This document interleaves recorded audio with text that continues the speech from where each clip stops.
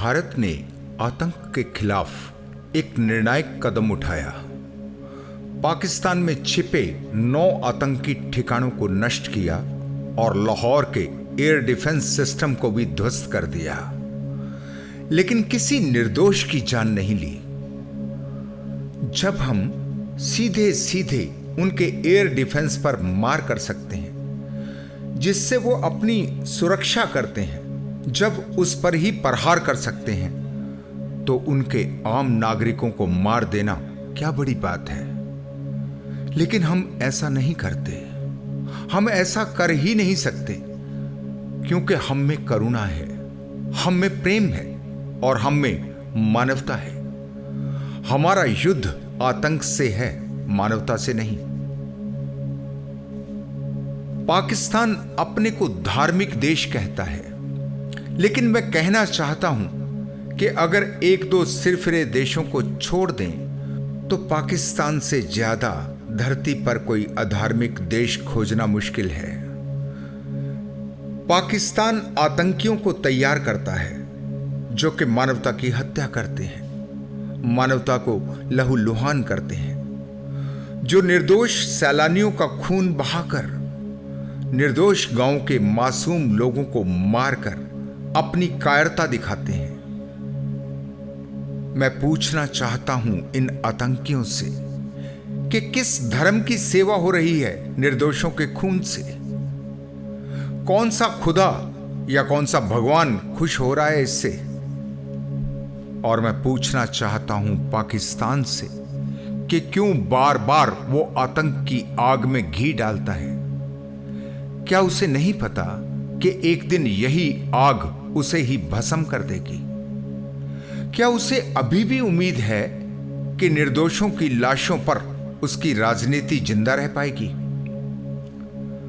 भारत की सेना की 2 जांबाज महिला ऑफिसर सोफिया कुरैशी और व्योमिका सिंह, एक मुस्लिम और दूसरी हिंदू, इन दोनों ने पाकिस्तान के मुंह पर एक करारा तमाचा चढ़ा है जो कि पाकिस्तान जैसे जाहिल देश को शायद ही समझ में आए। लेकिन क्या हम इसे समझने के लिए तैयार हैं? क्या हम कभी अपने से कुछ प्रश्न करेंगे? आप, मैं और हम सब। क्या हम अब भी आंखें मूंद कर धर्म के नाम पर एक दूसरे से लड़ते रहेंगे? क्या अब भी हम उन नकली धर्मगुरुओं, नफरत के सौदागरों और वोट बैंक के पुजारियों की कठपुतली बनते रहेंगे, उनकी बातों में आते रहेंगे? क्या अब भी हम हिंदू मुसलमान बनकर मरेंगे या फिर इंसान बनकर जिएंगे? धर्म, आखिर इसका अर्थ क्या है? क्या कुरान, गीता, बाइबल या गुरु ग्रंथ साहब नफरत सिखाते हैं, या फिर हमने ही उन्हें हथियार बना दिया अपनी जहालत के लिए? आज जरूरत है अपने भीतर झांकने की, क्योंकि सच्चा धर्म वहां नहीं जहां शोर है। सच्चा धर्म वहां है जहां शांति है, ध्यान है, प्रेम है, जहां करुणा है, अहिंसा है, मौन है।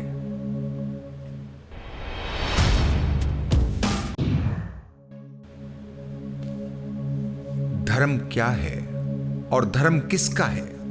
हिंदू का, मुस्लिम का, ईसाई का, सिख का, या फिर उस इंसान का जिसमें प्रेम बहता है, जिसमें करुणा बहती है, जिसमें अहिंसा है, जिसमें प्रकृति के प्रति धन्यवाद का भाव है?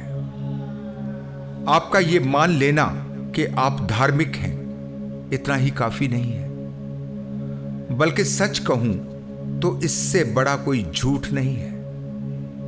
इसको मानने की नहीं, जानने की जरूरत है। आपको अपने भीतर झांक कर देखना पड़ेगा कि कहीं ऐसा तो नहीं जिसको आप मानकर चल रहे हैं कि आपके भीतर हीरे जवाहरात रखे हैं, लेकिन जब झांकने जाएं तो देखें कि वहां तो केवल काला कोयला मौजूद है जो आपकी आत्मा को भी काला कर रहा है। कैसे इसे जानेंगे? इसके लिए किसी मंदिर, मस्जिद, गुरुद्वारे या चर्च में जाने की जरूरत नहीं। केवल अपने भीतर ही झांकना है, अंदर ही खोजना है, ध्यान से देखना है कि आपके भीतर कितनी घृणा है और कितना प्रेम है। अगर आपके भीतर प्रेम की धारा बह रही है तो आप धार्मिक हैं। धार्मिकता का यही लक्षण है। लेकिन अगर आपके भीतर नफरत, घृणा, हिंसा और द्वेष है तो फिर आप अधार्मिक हैं। फिर चाहे कितनी ही कुरान पढ़ लें, कितने ही गीता के पाठ कर लें या घंटियां बजा लें, आप भीतर से अधार्मिक हैं। 26/11 का एक जिंदा पकड़ा गया आतंकी अजमल कसाब, वो भी अपने को सबसे बड़ा धार्मिक कहता था। उसने धर्म के नाम पर 161 निर्दोष लोगों की बेरहमी से हत्या की। यह सबसे बड़ी मिसाल है जहालत की, अनपढ़ता की। काश के उसने अपने ही धर्म की किताब कुरान को ठीक से पढ़ लिया होता। कुरान कहती है कि जिसने एक निर्दोष की हत्या की उसने पूरी मानवता की हत्या कर दी। कसाब के समझने से क्या होता है?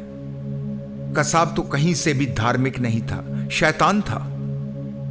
एक बीमार मानसिकता वाला दुर्दांत हत्यारा। फिर भी भारत ने उसे 4 साल तक जेल में रखा। उसकी सुरक्षा में, उसकी दवाइयों में, उसके खाने में, उसके अदालती खर्चों में भारत के लगभग 53 करोड़ रुपए खर्च हुए। क्यों? क्योंकि भारत एक कानून से चलने वाला देश है। हम उस देश की मिट्टी से पैदा होते हैं जिसका विश्वास न्याय में है। उसके सारे गुनाह साबित करके ही हमारी अदालत ने उसे फांसी की सजा दी। लेकिन हमने कसाब को तो मार दिया। क्या हम उस सोच को मार पाए जिससे कसाब पैदा होते हैं? वो नफरत आज भी हमारे समाज में जिंदा है, कभी धर्म के नाम पर तो कभी राजनीति के नाम पर। आज धर्म का चोला पहनकर कुछ ढोंगी गुरुओं ने और कुछ राजनेताओं ने नफरत को व्यापार बना लिया। कोई कहता है हिंदू खतरे में है, कोई कहता है इस्लाम खतरे में है। लेकिन अगर आप वास्तविकता को देख पाएं तो इन्हीं दोनों तरह की बातें कहने वाले लोगों के कारण आज इंसानियत खतरे में है। कोई हिंदू नहीं मरता, कोई मुसलमान नहीं मरता, मरता तो इंसान ही है। जो भी तुम्हें किसी दूसरे धर्म से नफरत करना सिखाता है उसे ठीक से समझ लेना। वो तुम्हें धर्म नहीं सिखा रहा, वो तुम्हें धार्मिक नहीं बना रहा, वो तुम्हें अधर्म सिखा रहा है, वो तुम्हें जहर पिला रहा है।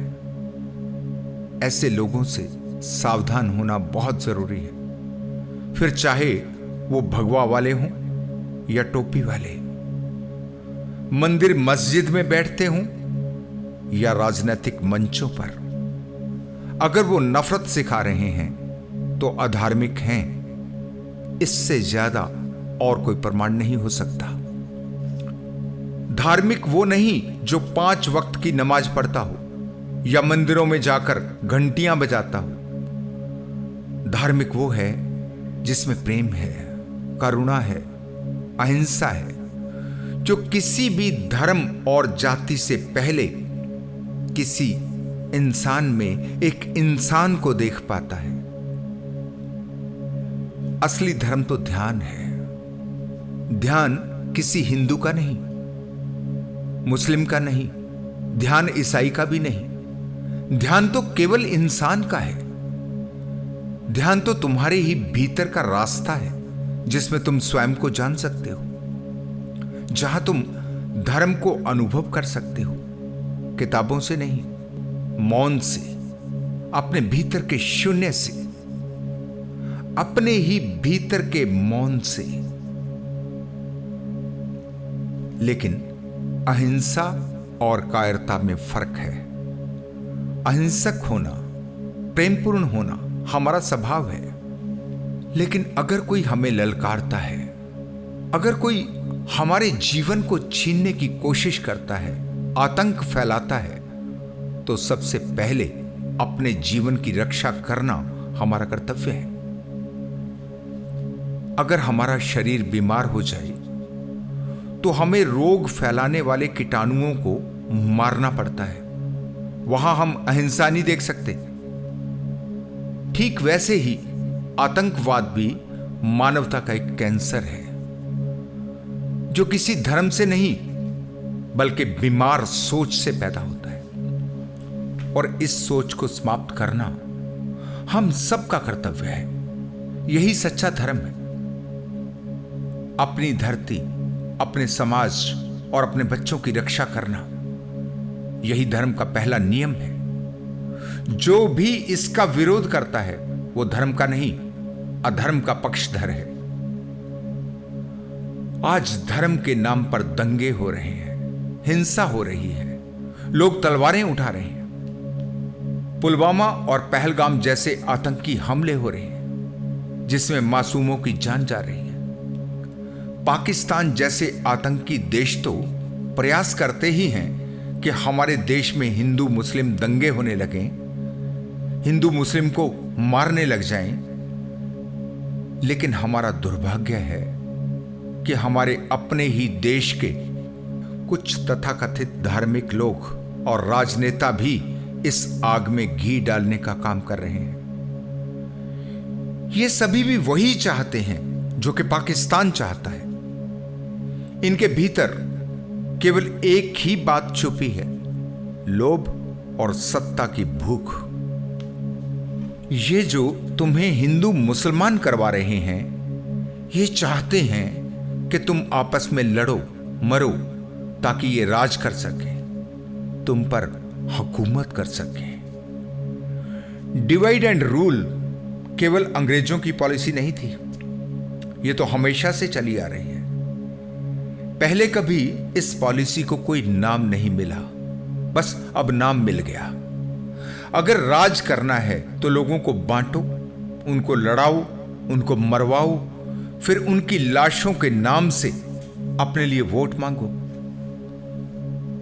चाहे राजनेता हो, चाहे अधर्म के संत, ये धर्म नहीं, ये धंधा कर रहे हैं। अपनी आंखें खोलो और पहचानो इनके असली रूप को। ध्यान लगाओ, अपने भीतर उतर जाओ और पूछो स्वयं से, क्या मैं धार्मिक हूं या केवल अंधी भीड़ का एक हिस्सा? अगर तुम्हारे भीतर प्रेम की नदी बहती है तो तुम धार्मिक हो।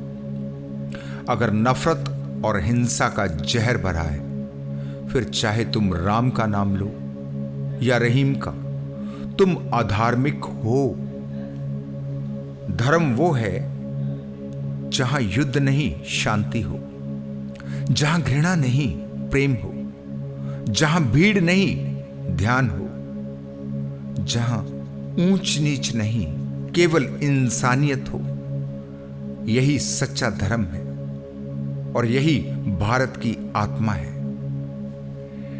एक मशहूर शायर डॉक्टर बशीर बद्र ने लिखा है, लोग टूट जाते हैं एक घर बनाने में, तुम तरस नहीं खाते बस्तियां जलाने में। लोग टूट जाते हैं एक घर बनाने में, तुम तरस नहीं खाते बस्तियां जलाने में।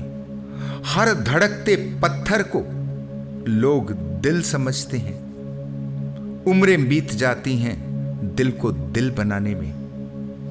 केवल हिंदू मुस्लिम होने से आप धार्मिक नहीं हो सकते। धर्म एक जागरूकता है, धर्म एक होश है। धर्म वो है जो आपके भीतर से पैदा होता है। धर्म का दिया आपके अंदर जले, आप अहिंसा, प्रेम और करुणा के सागर में उतर जाएं। आप जहां भी जाएं, आपसे सबके लिए केवल प्रेम की वर्षा हो। इसी मंगल कामना के साथ मैं आज आपसे विदा लेता हूं। धन्यवाद।